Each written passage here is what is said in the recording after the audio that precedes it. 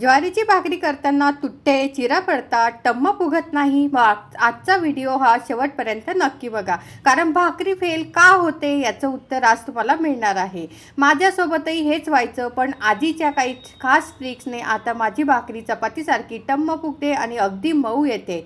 सगळ्यात शेवटी मी एक सिक्रेट ट्रिक सांगणार आहे, ती जर तुम्ही फॉलो केली तर भाकरी नक्की फुगते. आणि व्हिडिओ शेवटपर्यंत नक्की बघा. सगळ्यात आधी आपल्याला चांगल्या दर्जाची नवीन ज्वारी निवडायची आहे. जुनी किंवा कोरडी ज्वारी असेल तर भाकरी नीट फुगत नाही आणि पीठही चांगलं होत नाही.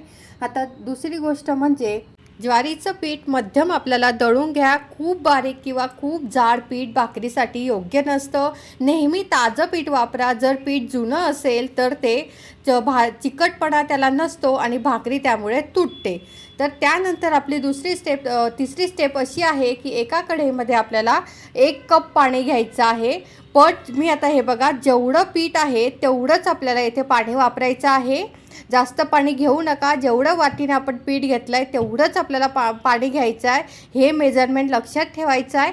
त्यानंतर चिमूटभर आपल्याला मीठ घालायचं आहे आणि पाणी गरम झाल्यावरती आपण यामध्ये ते पीठ घालून घेऊया. हे बघा, पाणी आता गरम झालेलं आहे. आता यामध्ये आपण ज्वारीचं पीठ घालायचं आहे. हळूहळू आपल्याला यामध्ये ज्वारीचं पीठ घालत सतत असं ढवळायचं आहे. इथे अनेक जण एकदम सगळं पीठ टाकतात, त्यामुळे काय होतं, गुठळ्या होतात आणि मग भाकरी जमत नाही. आता हे बघा, हे एकदम न टाकता हळूहळू टाकून असं लाटण्याच्या साहाय्याने आपल्याला हे पीठ असं घोटून घ्यायचं आहे. हे बघ, आणि त्यानंतर 1 मिनटासाठी झाकण ठेवून त्याला वाफ द्यायची आहे. आणि 1 मिनटं झाल्यानंतर गॅस लगेच बंद करा आणि 5 मिनटासाठी तसंच राहू द्यायचं आहे. आणि 5 मिनटं झाल्यानंतर जे पीठ आहे ते एका परातीमध्ये काढून घ्या किंवा एका ताटात काढून घ्या. जेवढं आपल्याला भाकरी करायची 1 किंवा 2 तेवढंच भाकरीचं पीठ आपल्याला घ्यायचं आहे. बाकीचं पीठ आपल्याला झाकून ठेवायचं आहे. आणि त्यानंतर तळ हाताच्या साहाय्याने किमान 1 ते 2 मिनटं आपल्याला हे पीठ हाताला पाणी लावून छान असं मळून घ्यायचं आहे. मलाही आधी ही चूक माझी व्हायची, पण आता मला नंतर कळालं की पीठ जितकं चांगलं मळाल तितकी भाकरी आपली कमी चिरते आणि भाकरी अशी मऊसूत अशी आपली भाकरी होते. ही प्रोसेस खूप महत्त्वाची आहे, हे लक्षात ठेवा. त्यामुळे भाकरीचं जे पीठ आहे ते आपल्याला हाताला पाणी लावून मस्तपैकी असं हे मळून घेणं खूप गरजेचं आहे.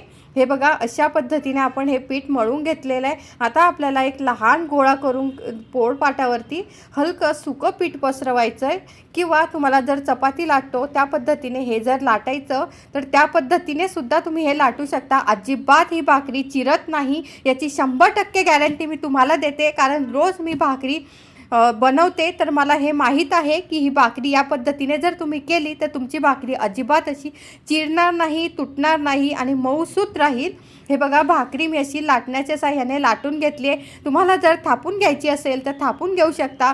अगदी कागदासारखी ही पातळ अशी ही भाकरी होते, मऊसूत होते. तुम्ही नक्की करून बघा आणि कमेंट्समध्ये मला सांगायचं आहे की तुम्ही कशा पद्धतीने भाकरी बनवतात. हे बघा, आता तवा आपल्याला चांगला गरम असावा. तर थंड तवा असेल तर भाकरी कडक होते. खूप गरम तवा असेल तर ती चिटकते. आणि भाकरी तव्यावर टाकल्यावर वरच्या बाजूला सगळीकडे पाणी लावा. कुठेही कोरडी जागा राहू देऊ नका, हे लक्षात ठेवा. पाणी पूर्ण सुकण्याआधीच भाकरी लगेच पलटा. त्यानंतर मोठ्या आचेवर खालची बाजू व्यवस्थित शेकली गेली की भाकरी छान अशी फुगते. आता हे बघा, मस्तपैकी आपली भाकरी तयार झालेली आहे. दुसरीसुद्धा भाकरी मी तुम्हाला अशीच करून दाखवते. दुसरीही मी याच पद्धतीने लाटून घेत आहे. हे बघा, भाकरी तव्यावर टाकल्यावर तिला पाणी लावायला विसरू नका. भाकरी आपोआप फुगली नाही. समजा जर भाकरी फुगत नसेल तर स्वच्छ कापडाने कडा हलका दाबा. आणि ही ट्रिक माझी आजी नेहमी वापरायची आणि प्रत्येक भाकरी यामुळे टम्म अशी फुगायची. ही ट्रिक लक्षात ठेवा. हे बघा, मस्तपैकी आपली भाकरी तयार झालेली आहे. शेवटची पण खूप महत्त्वाची टीप म्हणजे प्रत्येक भाकरीनंतर तवा सुक्या कापडाने पुसून घ्यायचा. तव्यावर जळालेलं पीठ राहिलं तर पुढची भाकरी ही तव्याला चिटकते आणि ती फुगत नाही. हे बघा, मस्तपैकी आपली ही भाकरी तयार झालेली आहे. बघा, टम्म फुगलेली आहे. कडेपर्यंत पापुद्रा वेगळा झाला आहे. व्हिडिओ आवडला असेल तर व्हिडिओला लाईक करा, शेअर करा आणि कमेंट्समध्ये सांगायला विसरू नका.